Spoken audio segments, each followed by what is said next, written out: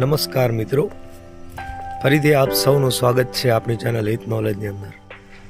મિત્રો, આપણા વિદ્વાનો ઘણી બધી વાતો અગાઉ કરી ગયા છે, આપણા ઋષિમુનિઓ, અને એમાંના એક ચાણક્ય, જેણે કૌટુંબિક વાત કરી છે, વ્યવહારિક વાત કરી છે, સંબંધોની વાત કરી છે. ચાણક્ય નીતિની અંદર ઘણી બધી બાબતો આપણને જાણવા મળી, એવી વાતો કે જે તે સમયમાં તો યોગ્ય હતી જ, પણ આજના યુગમાં, વર્તમાન સમયમાં પણ એ વાતો બધી લાગુ પડે એવી હોય.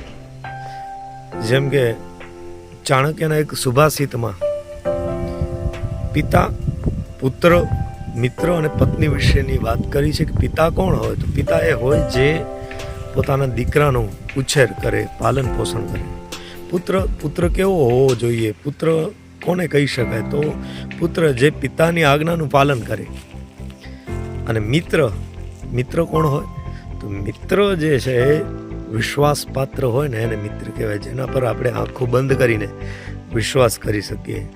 અને પત્ની કેવી હોવી જોઈએ? પત્ની કોણ હોય? તો પત્ની સુખ આપનારી હોય, આનંદ આપનારી હોય, એ પત્ની હોય, જે હંમેશા પતિનું કહ્યું માને અને આનંદ આપે.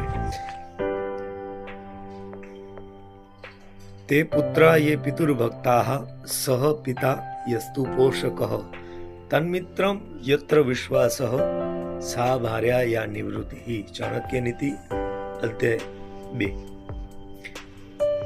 पुत्र वही है जो पिता का कहना मानता है, जो पिता का भक्त है.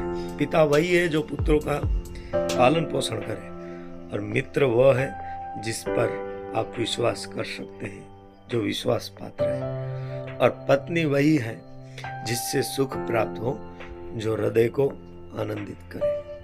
મિત્રો, આ સુભાષિત આપને ગમ્યો હોય તો જરૂરથી લાઈક કરજો, કમેન્ટ કરજો, અને આવનારા વિડીયોમાં પણ નવા ટોપિક સાથે મળીએ. થેન્ક યુ, ધન્યવાદ, ખૂબ ખૂબ આભાર.